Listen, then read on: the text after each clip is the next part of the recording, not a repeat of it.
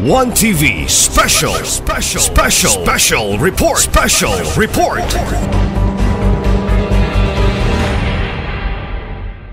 Thank you, Honorable Ko, for your manifestation. Yes, the chair would like to suggest to the honorable body, the committee, to please furnish us also the yes.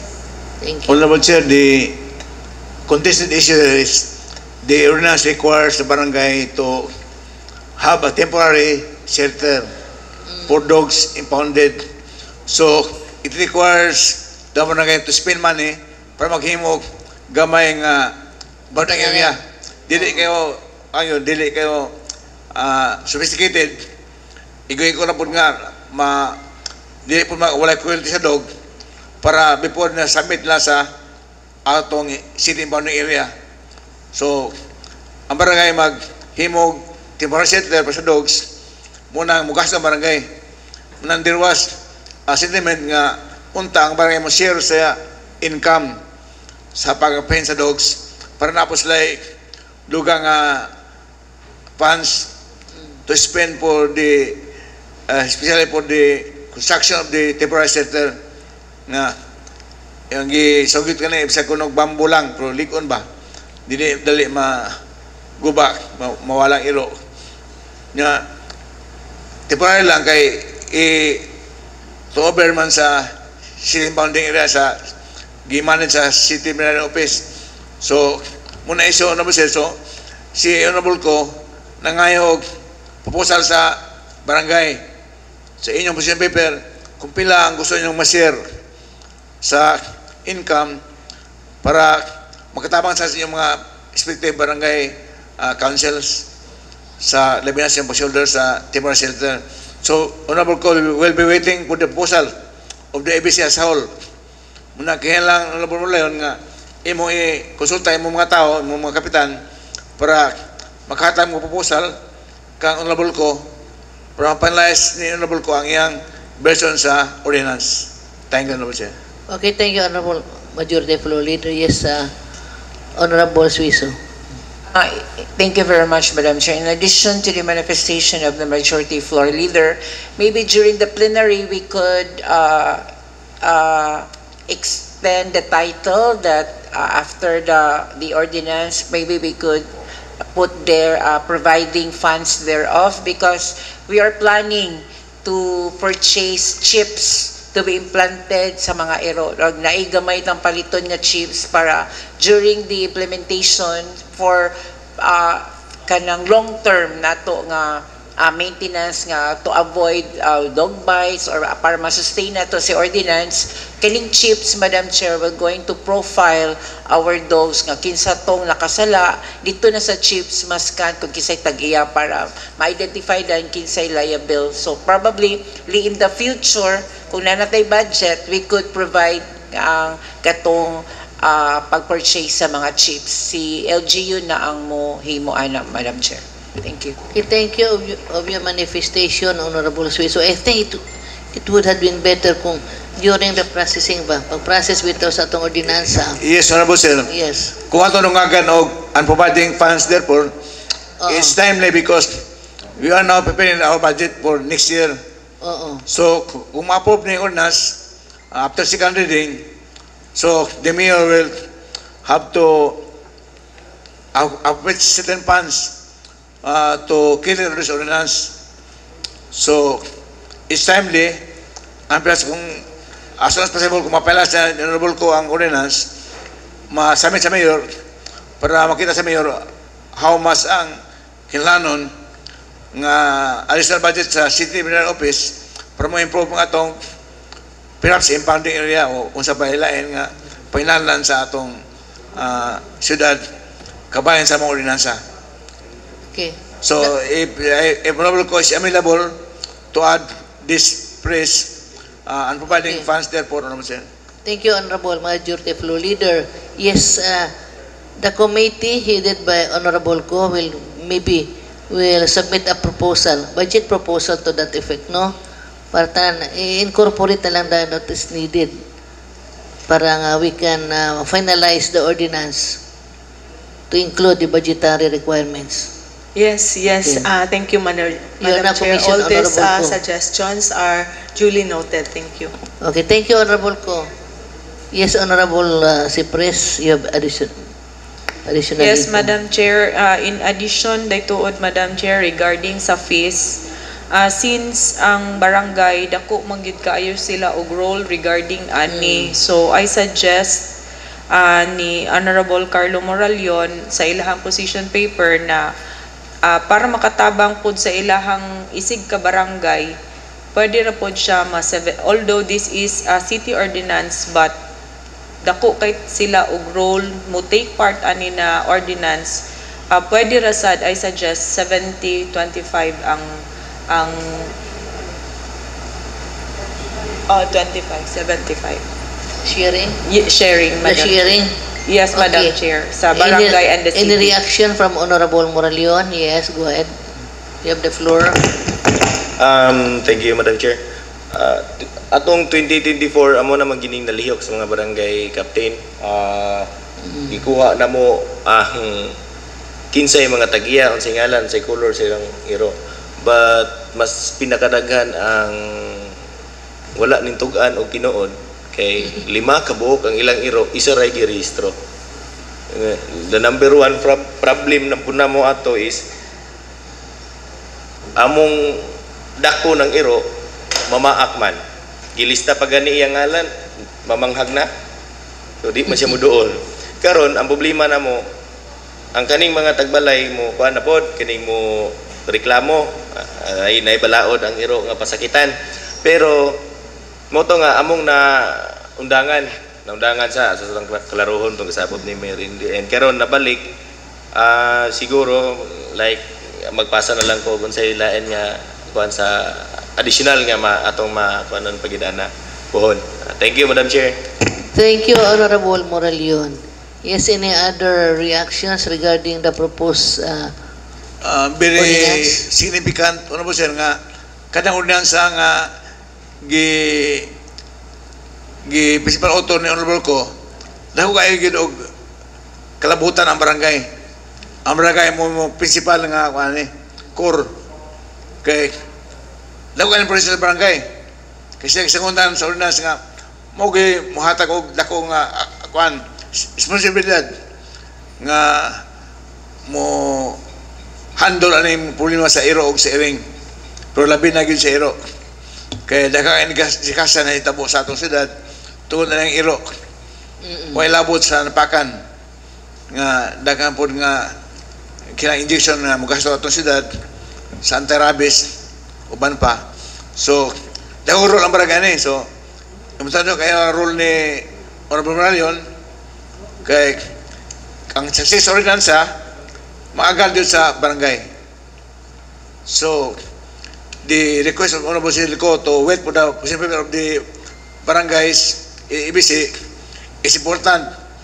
Kaya di lang basta-basta man-recommend Silco ang ordinance for the second reading, third reading, kung wala'y tino nga session ang mga barangay captains kaya sila nisayod sa mga kahimtang sa ilang barangay. Bahin sa mga iro, lagan, mga iro. So, sila nisayod. Sila maghatag og sakto nga mga parameters nga tukang Honorable Ko para iyang ma-modify o husto ang iyang ordinansa. Honorable Sir. Okay. Thank you very much, Honorable Majority Floor Leader, for your manifestation. Any other comments or remarks regarding this proposed ordinance? Or maybe if there are some that can be considered in the committee hearing, no? Okay, thank you. So, yes. Honorable Sir, may we proceed? May we now have the pleasure and privilege to hear on matters concerning the indigenous people from Honorable Negotiation, Honorable Sir. On PCL matters, Honorable Suiso, you are now recognized. Thank you very much, Madam Chair.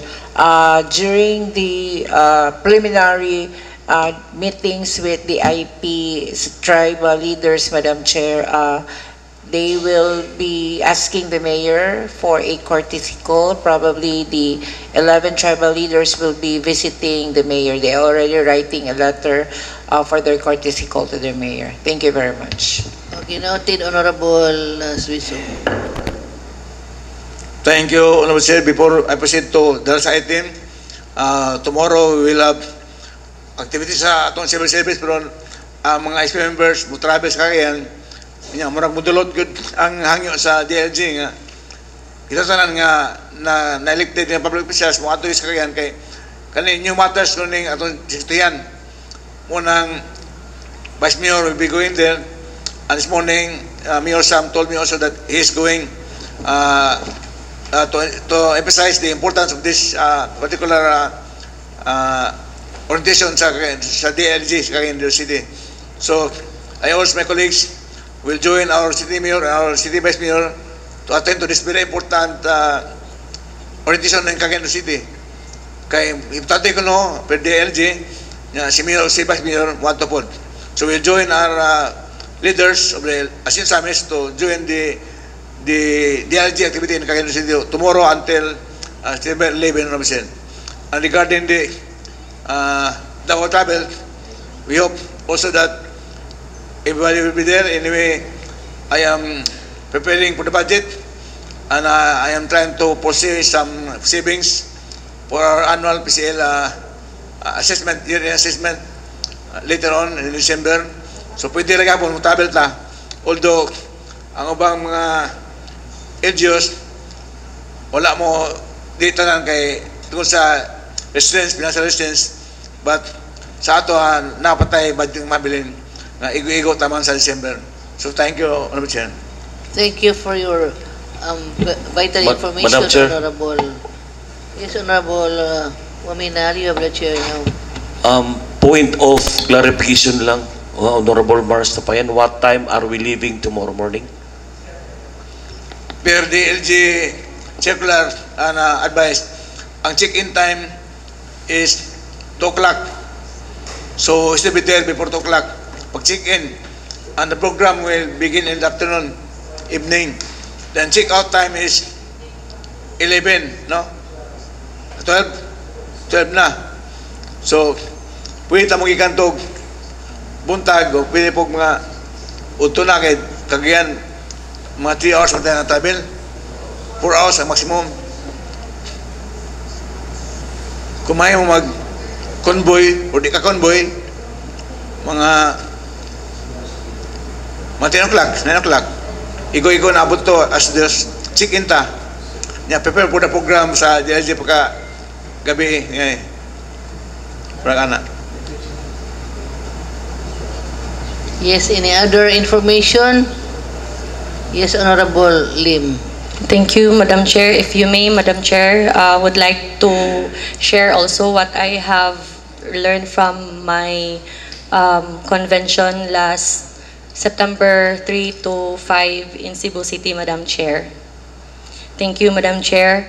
The cooperative convention I attended in my capacity as chairperson of the Committee on Cooperatives. Though it has 3 days of kanang convention, Madam Chair, I will just summarize it. The sessions gave us a broader perspective on where the cooperative sector is heading, and more importantly, what is expected of us as legislators at the local level. One of the key highlights was the presentation of the Philippine Cooperative Development Plan 2025 to 2028. This is a national roadmap that will guide cooperative growth in the next 4 years. It emphasizes digitalization, sustainable livelihood, and aligning cooperative programs with our development goals. This means that our local government also must align our city's cooperative initiatives with this national plan. Another important discussion was on the autonomy of cooperatives as organizations and enterprises. Cooperatives are independent bodies governed by their members, and while LGUs must extend full support, we should always respect their self-governance. The session also highlighted the entrepreneurial side of cooperatives. They are not just social groups, but economic enterprises that create jobs and drive local livelihood. For these, cooperatives need enabling policies from us, policies that will help them access markets, link with tourism, agriculture, and even digital business ventures, which indeed, Madam Chair, our very own hardworking Governor Henry Waminal started even before he was still a congressman, and gipadayon sa ato ang Mr. Ascenso Congressman Ando Waminal, Mr. Ascenso Pinoy Congressman Indy Waminal, and of course our beloved City Mayor, Mayor Sam Norman Fuentes, ang pagpahimo sa mga malig-on o pulidong road and providing also Wi-Fi connection sa mga lugar nga lisod kaayo ang connection. So, naka-suporta gihapon ta sa ilahang kuan, Madam Chair. Now, regarding the RA 9520 or the Cooperative Code, there are proposed amendments being studied at the national level. These are geared towards improving compliance. Another crucial topic was cooperative taxations and privileges. So I will no longer discuss about it. It's very long. I will just give you another handouts, Madam Chair. And allow me to emphasize the most important part on the convention, the Republic Act 11535, the Cooperatives Development Officer Act. This law makes it mandatory for every city and municipalities, including ours, to have a Cooperatives Development Officer and a Cooperative Development Office. This is where our legislative rule becomes very clear. Under RA 11535, it is our duty to enact an ordinance institutionalizing the City Cooperative Development Office, defining its powers, functions, and staffing, allocate necessary budget if we have budget, exercise oversight by requiring regular reports from the Cooperative Development Officer, and lastly, integrate cooperative programs into our local governance, ensuring that they are part of our development plans and policies. Madam Chair, the convention affirmed that cooperatives are not just partners but vital engines of inclusive growth. Thank you. Okay, thank you very much.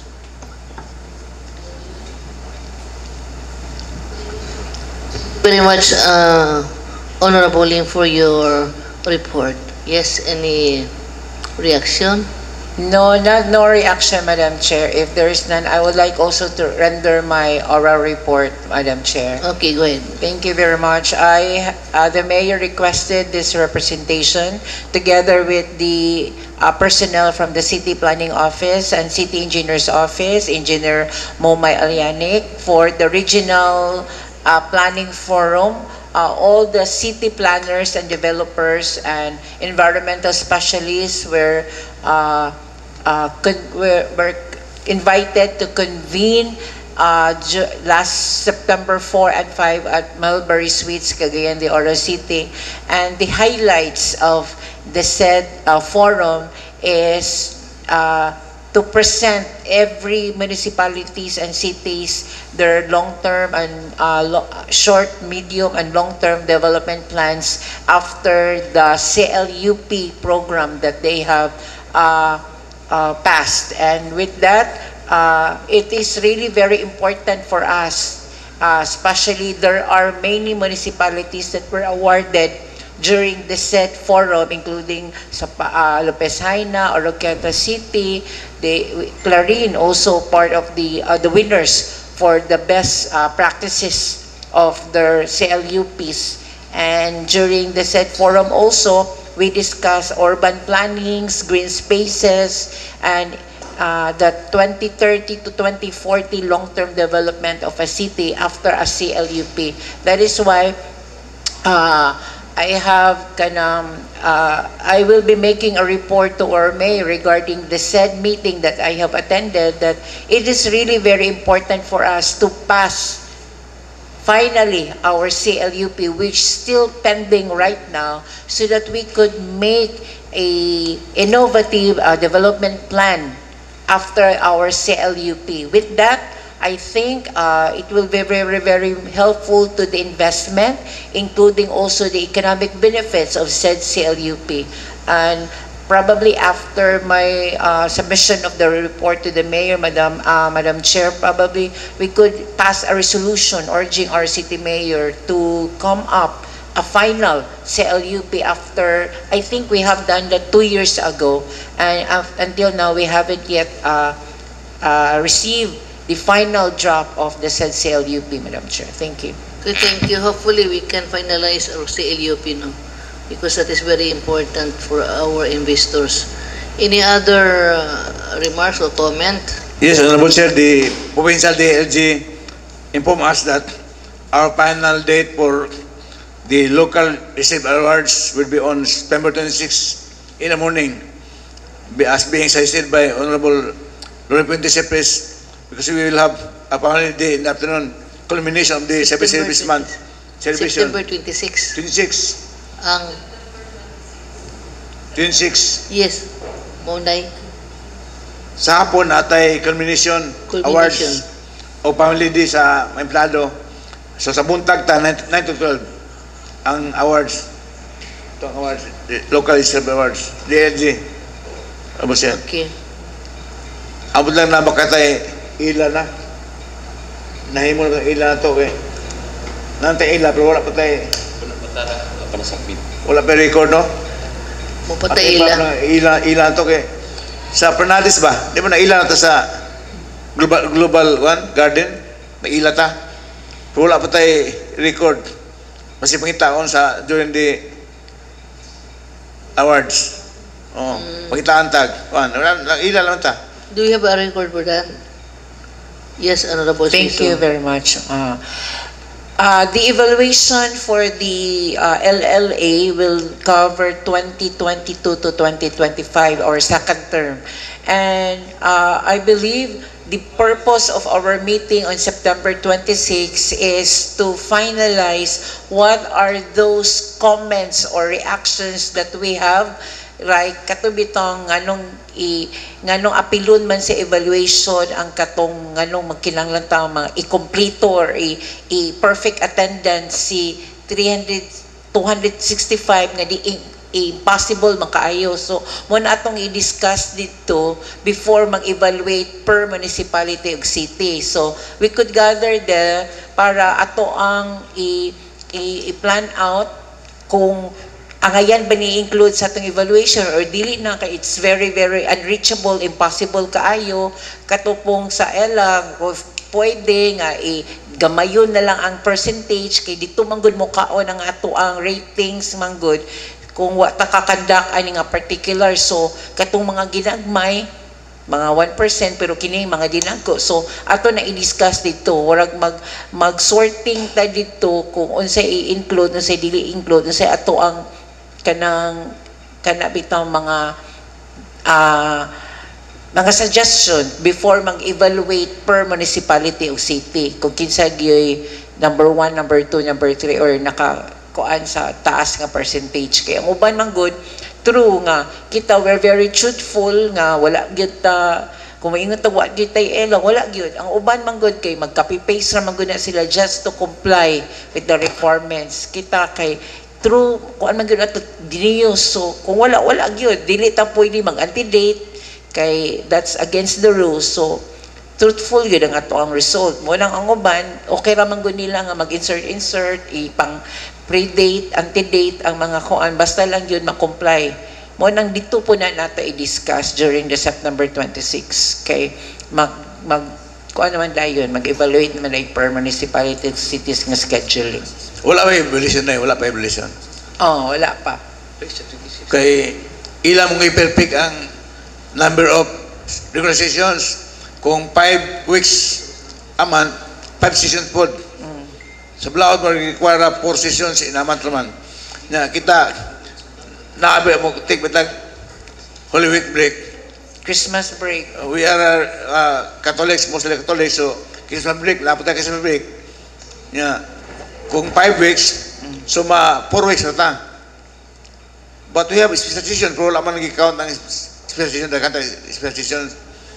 Oh, not counted. So, atong yun nga, kanang importante yung malis sa Holy Week, we need to have one Holy Week break kay dengan sa mga religious ato ang mga members sa atong SP, no?